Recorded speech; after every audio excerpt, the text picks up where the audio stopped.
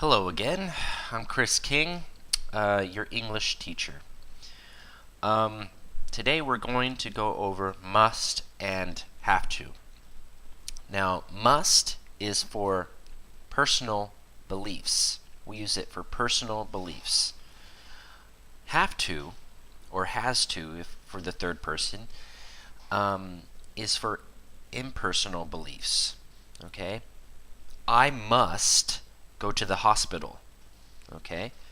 Now, that's a personal belief that I have an obligation to go to the hospital. Okay? And it depends on me how strong I make must. I could say, I must go to the hospital, or I must go to the hospital. So in that case, you can use have to in that sense. I have to go to the hospital. But when you use must, you can make it strong or very strong, depending on you when you use must. Have to is for external obligations. I have to turn left to leave Main Street. Okay? Now, let's look at it more specifically. Okay, must and have to. When do we use it? Must is personal. We must go to my mother's house. She is feeling ill. Okay, so that's a personal belief. We use must to express personal feelings. How personal must is depends on the person. Have to is impersonal.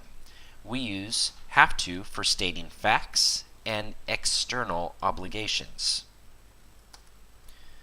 Alright, so again, in the positive form, there's just a small difference. I mean, you can use must and have to interchangeably, but when you use must, generally you make it more personal. Okay? I must give my wife a Valentine's present. That's a personal belief of me. Okay? I can also say I have to give my wife a Valentine's present. Okay? Maybe it's not as personal to you, but it's a responsibility. You feel like it's a responsibility. Okay? She has to walk the dog before she goes to bed.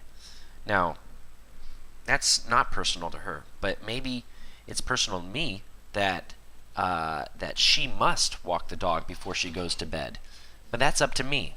Okay? So, now, when they're negative, they're completely different. They must not enter the house. They are prohibited. Now, look at the next sentence. She does not have to go to work.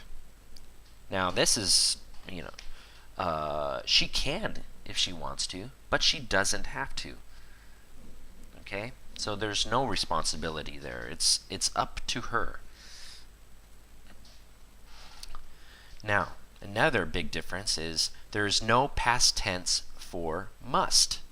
Must is a modal verb, and it doesn't have a past tense. It doesn't have, like can is a modal verb, and the past tense of can is could. But must doesn't have the past tense. It's used for the present tense and the future tense. So there is no musted. Okay?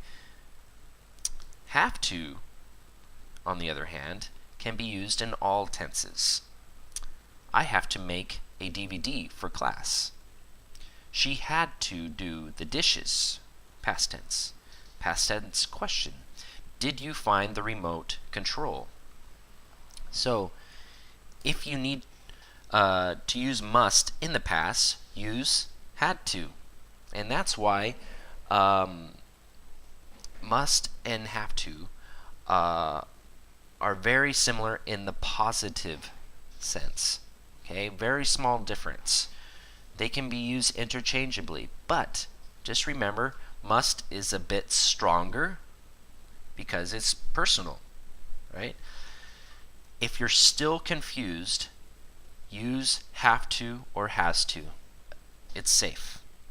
Okay?